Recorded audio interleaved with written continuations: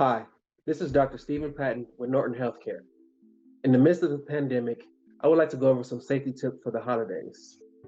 There are over 11 million diagnosed and over 250,000 deaths right now.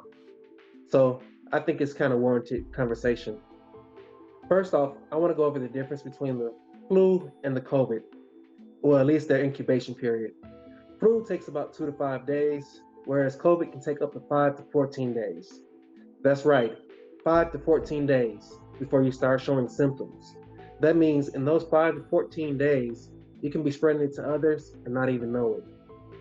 That's what makes it a little more dangerous and how it's spreading so quickly. A negative test doesn't mean it's actually negative, right? Because the tests are more sensitive if you're actually having symptoms.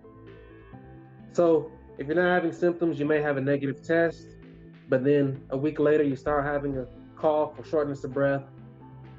You can still have COVID. So make sure to alert others around you, even if you test negative, that you've had a possible contact and it hasn't been up to 14 days yet of quarantine. The next thing I want to do is talk about prepping for any type of travel that you may do. First thing you want to make sure is to get your flu shot because it takes about 2 weeks before your immune system is strong enough to fight off any virus after your vaccine. The next is you want to try to limit your spacing or being in public places. So pretty much go on a 14-day quarantine before you plan on doing any traveling. Better safe than sorry, right? The next thing is when you're traveling, think about this. Stay out of public places, especially if you're driving a car. Bring food, bring snacks. That way you don't have to make as many stops. The next thing is when you get there, I know this is uncomfortable, but try not doing as much hugging and handshaking as you would normally do. And I know it's easier said than done. But like I said before, you can still show no symptoms for 14 days before, and you can still be spreading the virus.